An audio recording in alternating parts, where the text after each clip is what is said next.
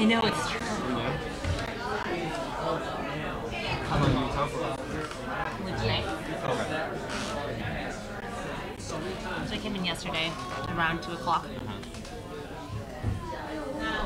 Just had a little time to explore, go for a run, but Have you been here before?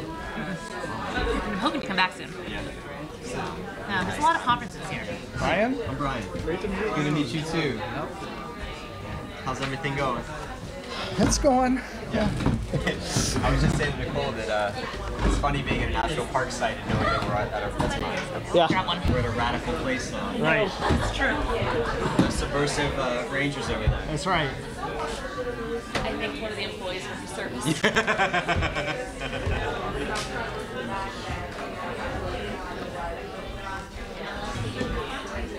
Oh, dear.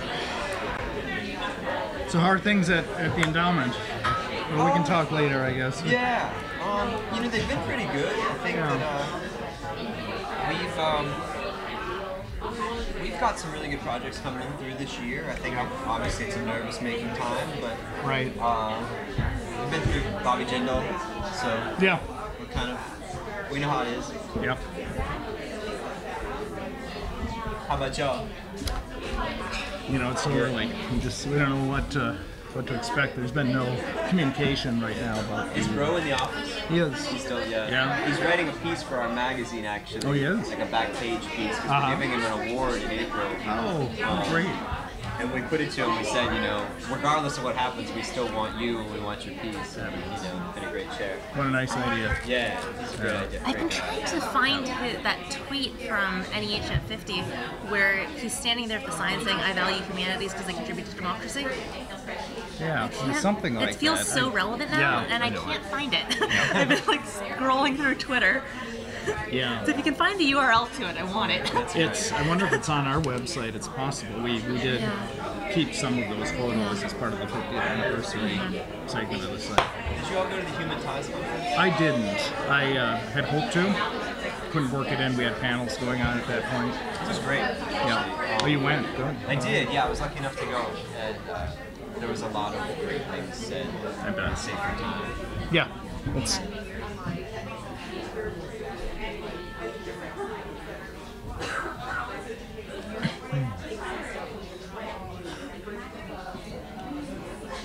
Is that anywhere you guys want to go to lunch? Or? I can just stay here, I suppose, if you want. Yeah. Save our per diems. Well, folks, I think we'll go ahead and re-adjourn for our final roundtable of the morning.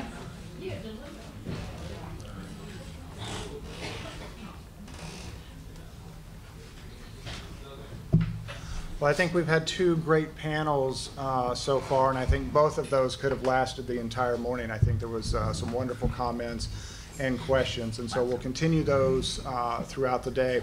But we'd like to go ahead and round up our morning with our third roundtable discussion, and this is on supporting technology for community archives, the funder's perspective. And as I told both Nicole and Joel, I'm sure with a room full of archivists and institutions, we're all chomping at the bit to hear their perspective on these things. I'd like to thank Brian Boyles, the Vice President of Content for the Louisiana Endowment for the Humanities, for pitch hitting for us and graciously agreeing to come in and moderate this panel. So we'll go ahead and let them get started, and we'll let Joel and Nicole introduce themselves as well and follow the same format. Great. Well, thank you all for being here, and thanks again to Amistad for putting this together. It's really, truly one of the most important cultural institutions in the state, and we work closely with them, and I'm glad to be part of moving things forward. I ran here through the French Quarter in a wool suit, so I'm going to do my best to listen and not noticeably sweat under these stage lights.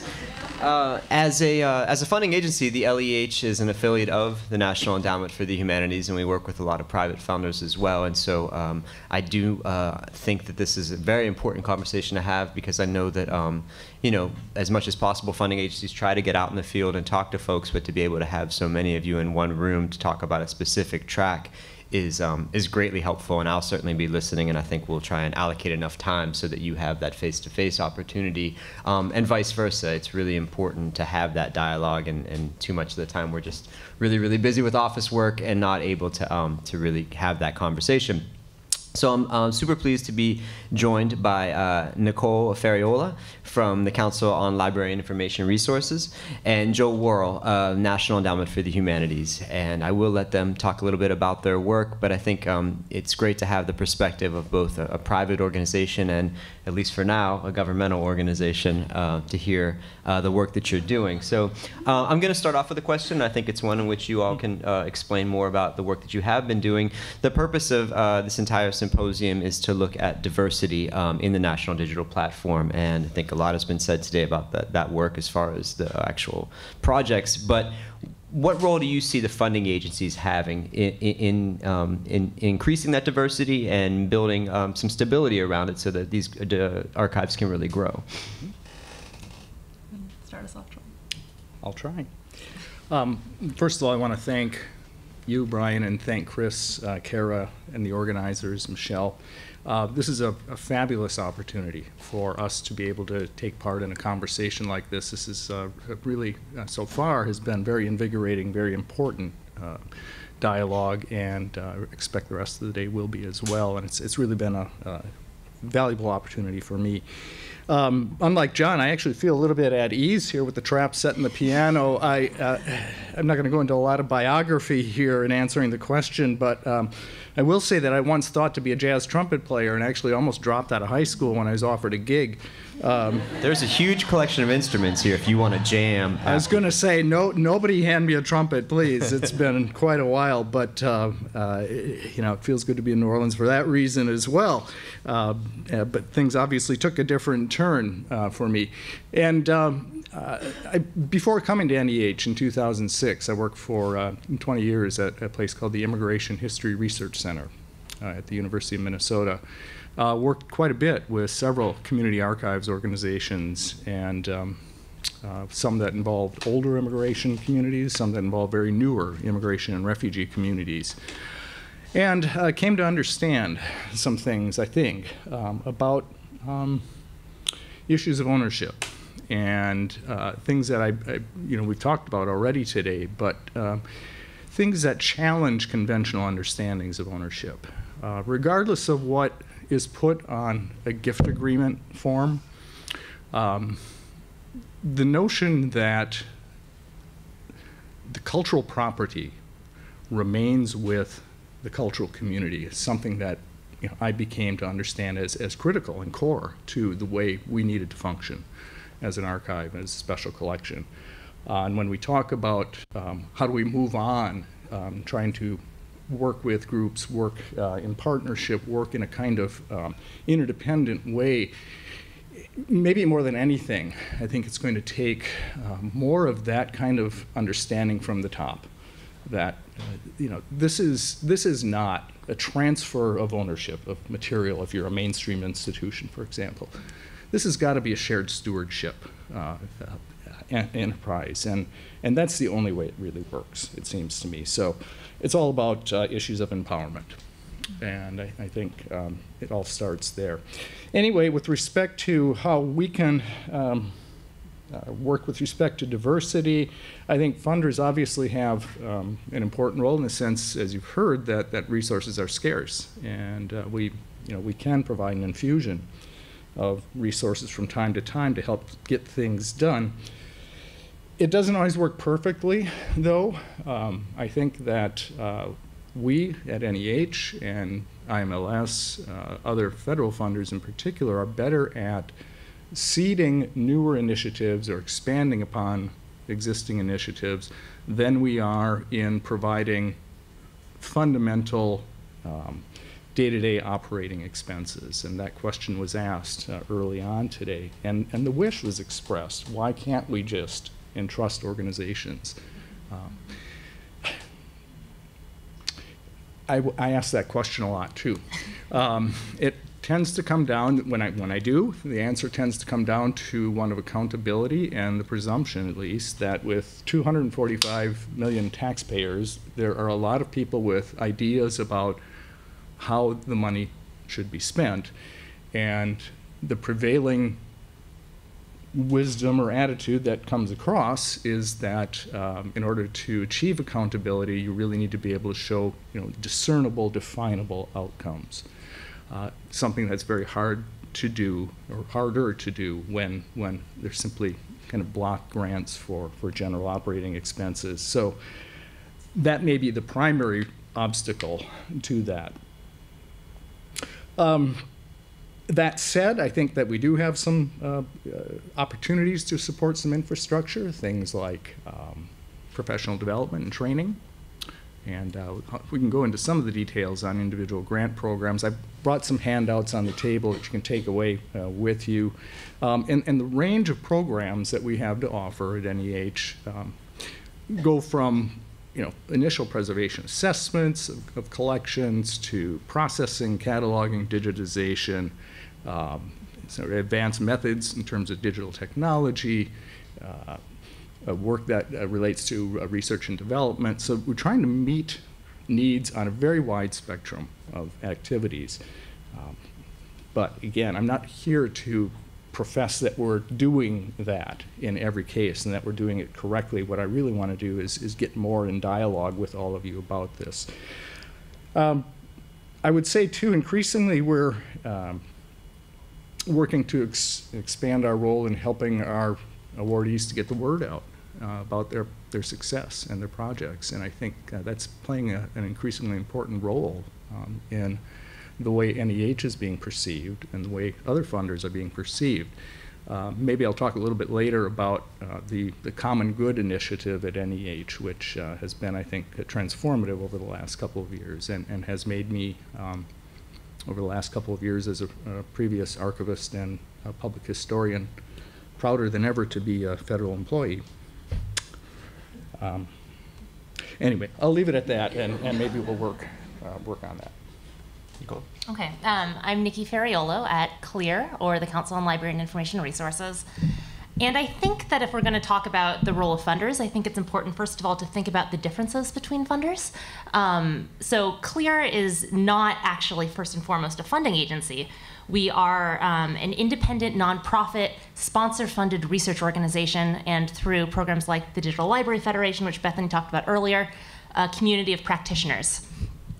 And so, from our unique position, it makes our funding program a little bit different. We're a small organization. If you add up the amount of time that's spent, so we have to apply for a grant from the Andrew W. Mellon Foundation to fund this program. And if you add up the time of every single person that works on the grant, it comes to 2.25 people who work on this program. So the small size and the situation about being independent and a re-granting program both provides opportunities and limitations. Some of the opportunities are that we are a fairly nimble program. We think about the guidelines and the application form for our program every year, and we reassess it, and we can make changes so long as they fit within the scope of the grant and they're actually feasible. On the other hand, we are limited. We don't have nearly as much funding as some of the other programs. We have a total of $4 million a year that were generously provided by the Mellon Foundation. And while we try to broaden the eligibility requirements and the scope of the program in terms of the subject matter that we're willing to fund and the material types that can be digitized, at the end of the day, we are a digitization program, and we fund this one activity. And so activities within a project that are related to digitization or kind of help with access and disseminating this information are all eligible to apply, but the digitization component does have to be at the core. So we can't do things like fund leaky pipes, like repairing them. And but we do pay attention to some of these broader issues and try to address them to the best of our ability within the scope of the program. Backing up a little bit, just in case any of you aren't familiar with this program, Digitizing Hidden Special Collections and Archives is, as I mentioned, a $4 million annual grant program, and we fund the digitization of rare and unique cultural heritage material, and this can be on any subject by any type of nonprofit collecting institution, or also government institutions that have a collection purpose. And we fund any institution in the United States or in Canada. Canadian institutions do have to collaborate with a US partner. So within our limited capacity, one of the things that we do, we would love to do initiatives like meetings and training programs, but we don't really have the funding for that. So what we try to do is find opportunities to listen to all of you, to hear your feedback, and then do our best to incorporate them into the guidelines so that our guidelines are as inclusive and as accessible as possible. And so one thing I thought might be helpful to do kind of with this initial question is to kind of walk you through a brief evolution of the Digitizing Hidden Collections guidelines and how they've changed from year to year, listening to feedback from the community, where they started, where they are now, and then later on, maybe I'd like to ask you where they potentially could go. Again, thinking within the limits of the scope of the program. So let me pull up my notes on this.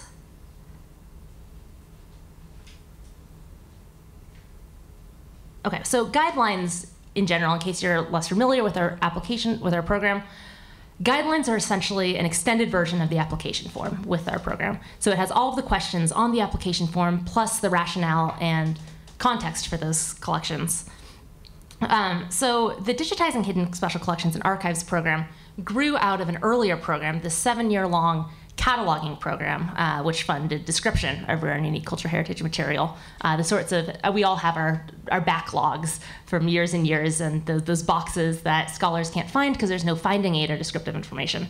So that's what that program was intended to tackle. Amistad actually received 2 grants from us, so we're happy to be here right now. And so we used the lessons from those guidelines and that application form as our starting point, and then brought in a series of individuals from different types of collecting institutions and funders. Joel was there to have a series of meetings to kind of help inform where we need to go with the digitization program. And so some of the things that are worth noting from our initial guidelines that were considerations when thinking about community archives and making an accessible program were that we made the explicit decision not to dictate technology requirements or technical specifications, understanding that there are going to be different types of institutions applying with different sets of needs, and leaving it to you to determine those needs so that no institution is shut out for lack of resources. Along those lines, we also decided not to make cost share a requirement. So we also chose to be flexible in terms of what the project plan is, understanding that for some institutions, it may make sense to digitize in-house, versus others may need to bring in an external vendor, or as someone said earlier, bring in somebody else to digitize all of your collections. So we also tried to create opportunities for collaboration and incentives for this. For single institution projects, institutions can apply for between $50,000 or $250,000, whereas collaborations can apply for up to $500,000. So really trying to incentivize some of those larger institutions to reach out and find other partners and open the doors for smaller institutions. So after that first year, we worked with our review panel. And our review panel is a little bit different than many other programs in that it also serves as an advisory board for the program to help us think about our application and what we're doing right, what could be improved. And we found that the changes that the review panel felt most passionately about all had to do with supporting the people behind the projects. So one of the changes that we implemented in our first year was to change the rights statement component of the application to a rights, ethics, and reuse statement. And so this was with the understanding that these issues are interrelated, and also to make sure that ethics really are at the forefront of the application and the proposed projects. We also made adjustments to incentivize better experiences for staff and workers on these projects. For instance, we added a question about building capacity that emphasizes the professional and educational opportunities for all staff involved, including volunteers. We also started allowing limited funding for administrative assistance on collaborative projects, recognizing that this is work that is required and that there is additional work from collaborations, but that it often slips through the crack, particularly with funding. Finally, we started, after 7 years of only funding temporary positions, funding permanent staff positions, with the understanding that you need to allow for maximum flexibility depending on the needs of different institutions and organizations. And also, we did not want to incentivize the soft money labor market and some of the precarious employment that comes out of that. So this trend for revising for inclusivity continued as we examined our guidelines again in the second year of the program. So the program has only gone through 2 full cycles. So right now, I'm talking about the changes to the guidelines as they currently stand. So this year, we have added a question about diversity and inclusion. And while the Hidden Collections program has been pretty good, actually, about funding diverse subjects, we really want to know what institutions themselves are doing to broaden representation and access and incorporating diverse perspectives into the project, as well as their hiring practices. We've also tried to think about what CLEAR as an organization can do to include more diverse perspectives in our decision-making process, and have made it a priority this year to increase representation from underrepresented communities. We've adapted our marketing and outreach question to be about outreach and community engagement, and instead of focusing on like the number of users that you can reach and these mass email blasts to the general public, we want applicants to focus on identifying specific user communities and other related communities and creating meaningful ways of connecting with them and making sure that the materials are accessible to them. We've also created a space on the application for applicants to think about what the special access needs are of the specific user communities that they'd like to facilitate access for. So for instance, like if you are working with, if a core component of your community is visually or hearing impaired, if you're thinking about these issues, we want to give you a space to talk about that. If you require foreign language, if your user community relies on mobile access, as Holly mentioned. These are all things that none of these are required steps in our application, but if it's something that you need to think about, we want you to have the opportunity to get credit for it. And so the other thing that we've noticed was antithetical to inclusion is the length and burden of our application. We have a very long application. We're known for this, and we're sorry. We're huge fans of IMLS's 2-page initial application. I don't know how many of you are familiar with that. They've really done a wonderful thing about reducing that burden in the first round where the application's more intense and you're less likely to get funded. Unfortunately, at the moment, we can't adopt a model like this ourselves based on the limitation of our position as a regranting program, and then the timeline that we're stuck with and our staff limitations. However, we're making a conscious effort to reduce the application burden in the ways that we can. So some of the things that we've done is this year, we have systematically gone through and tried to shorten almost every single question on the application. And part of this is to balance out some of the new questions that we added to promote inclusion. We've also shifted some of the application requirements to the second round that initially were in both rounds. And then we've just done some small user experience changes, like we've added now a link to a collaborative Google Doc that you can use to easily have a working space to collaborate with other people on writing the application form. So we still have a long way to go before I think I'll be truly satisfied with the way that the guidelines look. But I want you to know that these are some of the issues that we're thinking about and that we're listening, and we can't always implement changes, but we do pay attention to what you have to say. Over the course of the next year, because as I mentioned, we can't work as closely with applicants as some of our federal counterparts can, we're working on creating some applicant toolkits to help, in particular, smaller institutions design competitive projects. And we've been approved for funding to do this from the Mellon Foundation, but we have not yet actually planned out the details of what these are going to include, the format that they're going to be.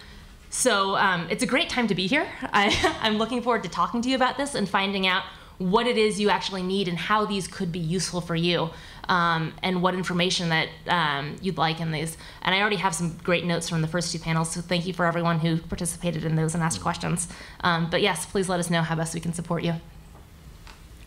I think we all know that complaint of a long application. It does sound like you all have very wisely evolved the application year to year, and also incentivized both diversity and given some options for people to think about partnering. And also, it sounds like there are aspects of it where operating support really is part of what you're allocating funds for.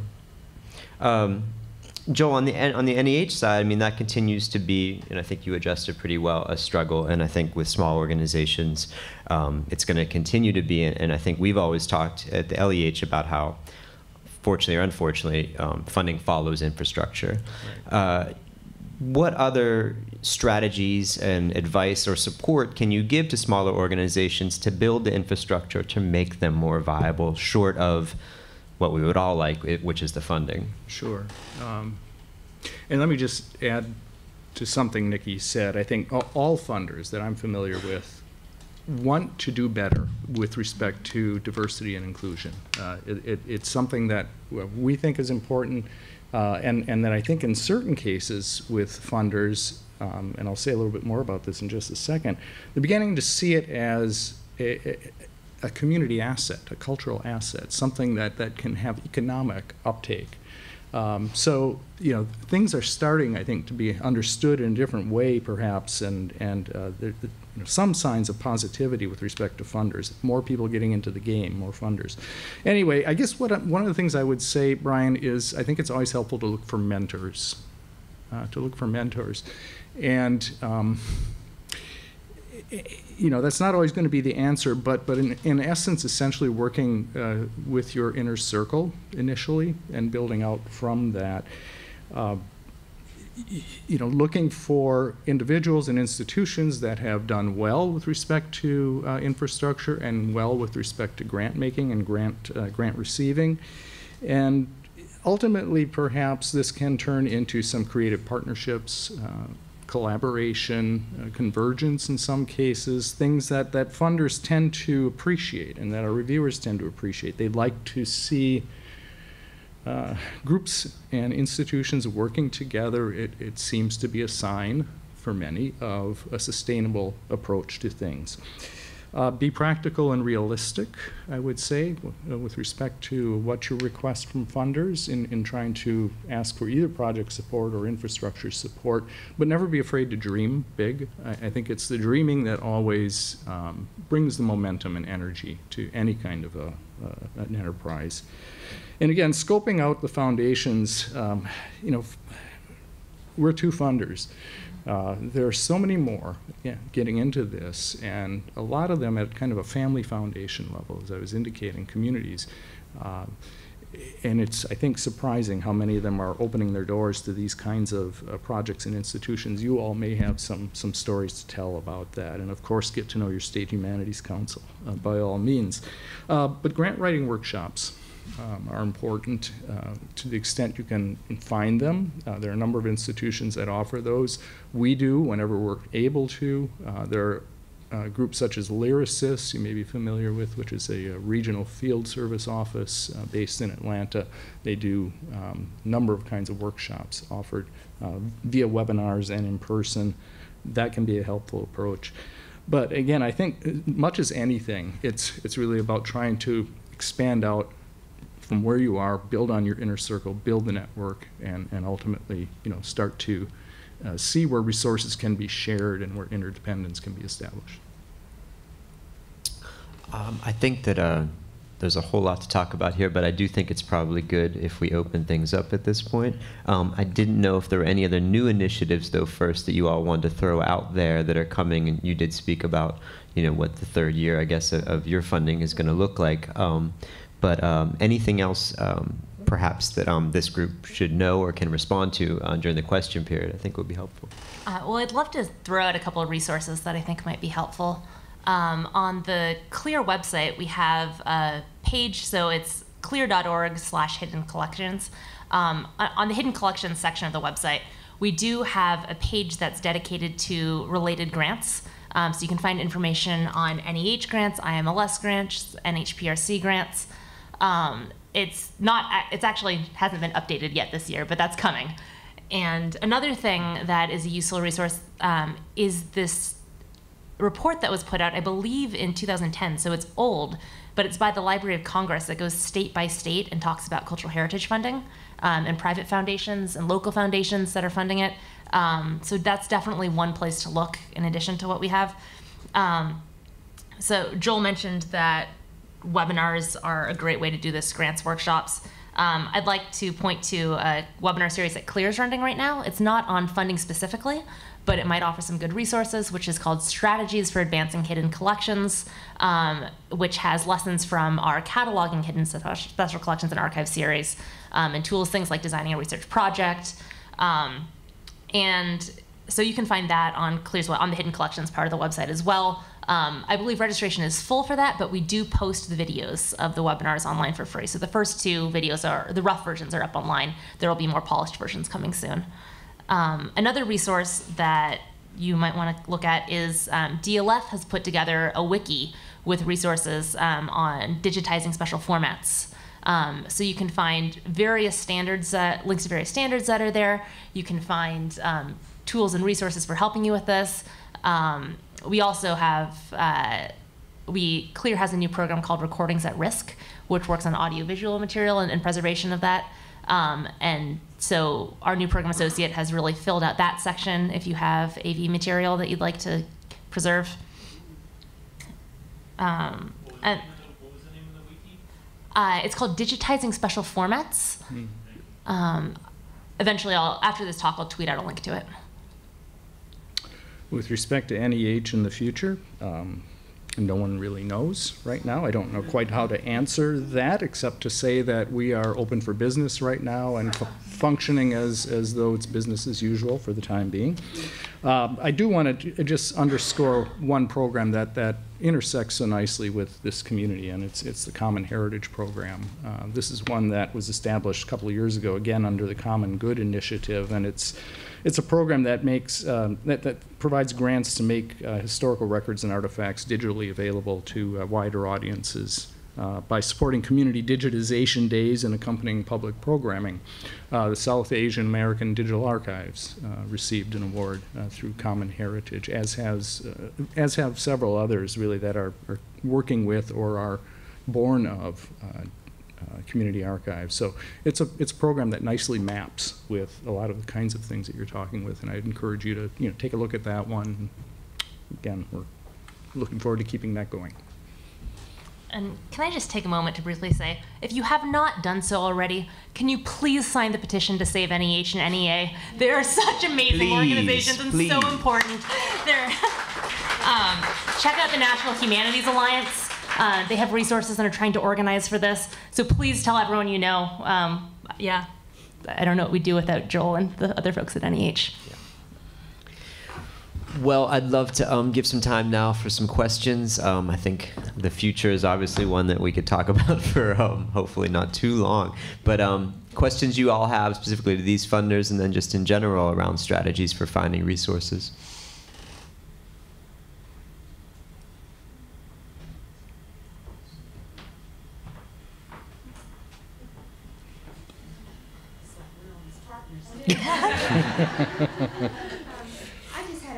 A quick question, and I know that sometimes it, I guess, depends on the grant that you're applying for, but if you're like a small, community archives, does it improve your chances of getting a grant, I guess, if you maybe have another more established institution who maybe can partner with you, or does that usually, I guess, like, is it bad to say that because then it looks like you don't need funding?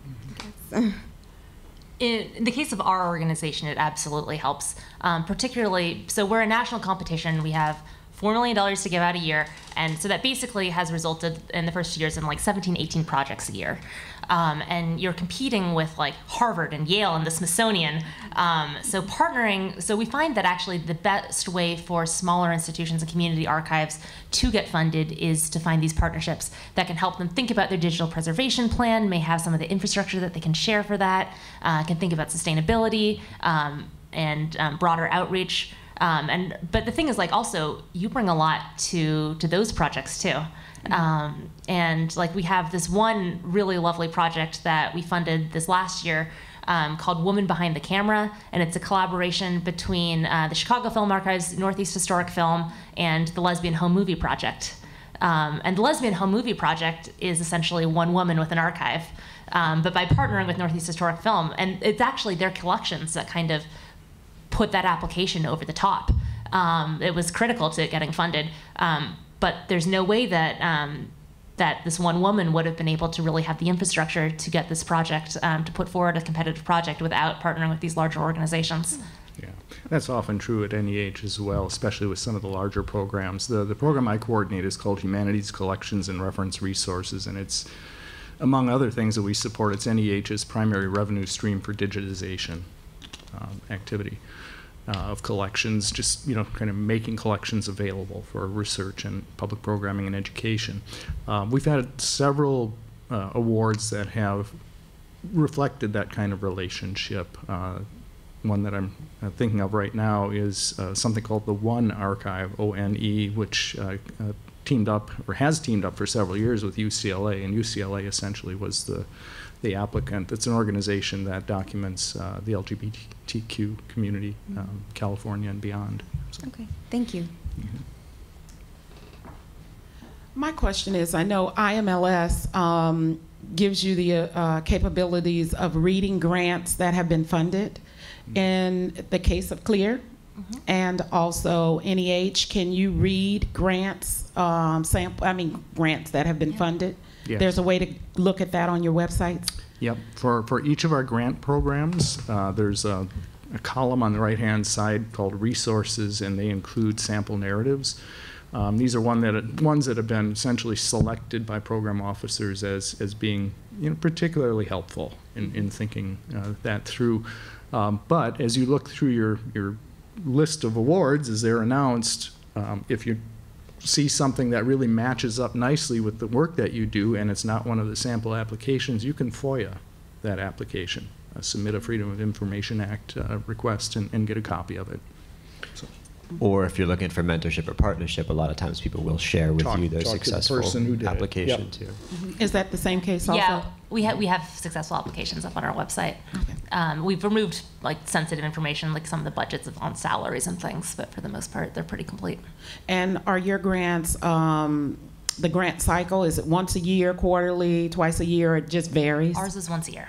So we have annual cycles, and it's a 2-round process. So the first round, you submit a preliminary application, and then the projects that are selected to advance will submit a slightly more intensive second-round application. And generally, what time of year is that? So we just opened our application, actually, and it is due in...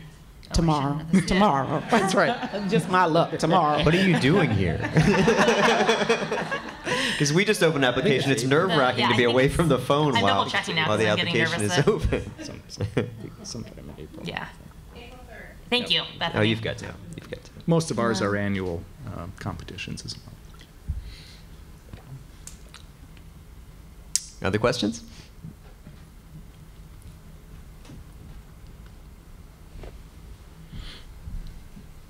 I have a comment more than a question, which is it's really great to apply and receive grants from large funding agencies, whether they're government agencies or not, but I think it's also important to find ways of funding community archives that are also community-based, right? So I know it took, with SADA, it took us maybe 6 or 7 years, right, of existence before we got an NEH grant.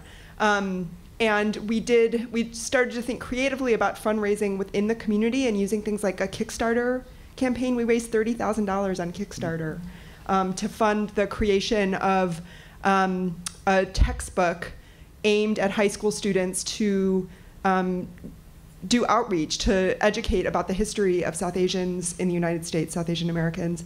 And so even though these grants are great, they're a great supplement to the budget, the funding is inconsistent. It's not something that can be depended on for long-term sustainability. So I think we have to balance these kinds of grant applications with funding sources that are more community-based and more sustainable.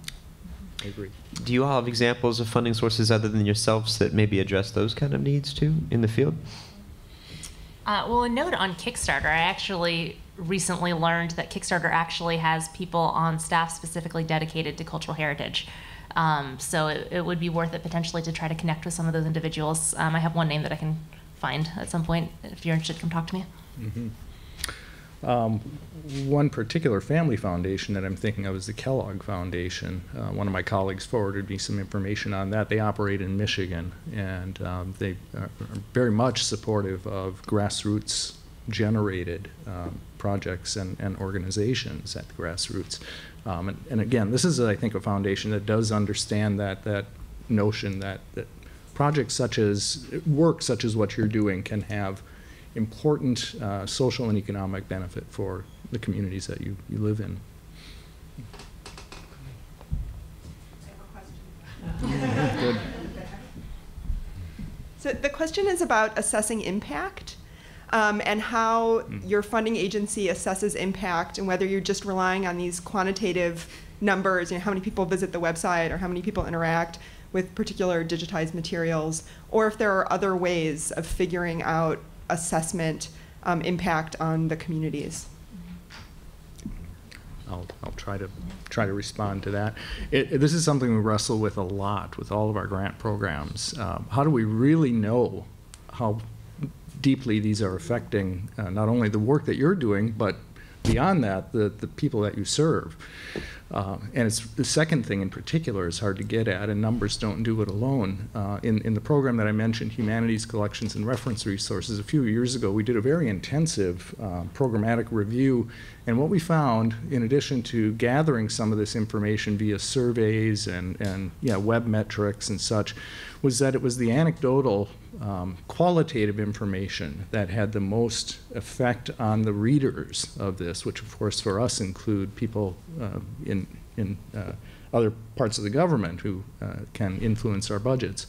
But I think it also is something that was important for other readers to sort of see how this really affected human beings. So that impact is both quantitative and qualitative.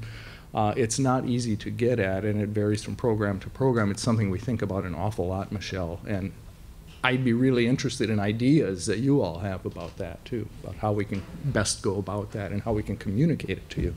Because it seems, Miss Ellen's story about someone hearing their great-grandfather's voice, yeah, that there's a huge emotional impact that's yeah. important to factor in. Yeah, there was one project that we had, for example, we'd supported something that involved the papers of Marian Anderson, and it was, they had the first recording of her singing or something, so those things really had some important impact.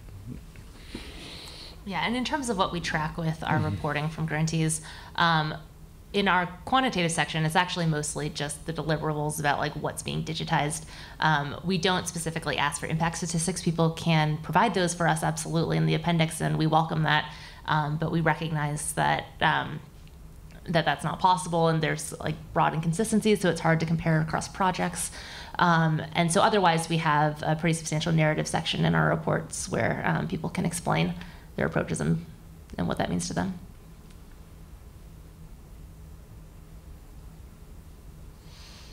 Okay, well, I think lunch is coming up. Save the NEH. Thank you all so much for your questions. Please thank these two for joining us here in New Orleans. Thank you. And both Joel and I have handouts if you're interested in learning more about the programs. Yeah.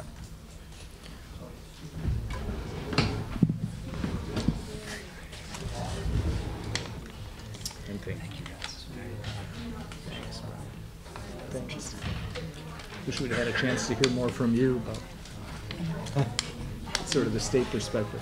Yeah. Thanks to everyone. Just a quick word. Lunch is being set up on the second floor. We have space down there. If anyone wants to go out into the French Quarter, we just ask that you come back in a timely manner. But there is lunch on the second floor. Restrooms and are on the second and first floors as well. So we can, here in a few minutes, just start gathering down on the second floor. So. Cool.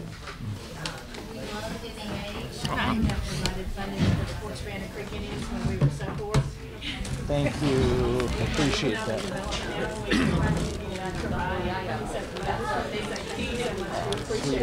Thank you. Still with us today. She's worked in You've applied for what? department that handles grants for almost 30 years. Uh-huh. So we just wanted to say thank you. Oh, thank you for saying that. I really appreciate it. Because of that, all the work that has been done at the tribe. Normally, it's some projects are not any so we really appreciate it.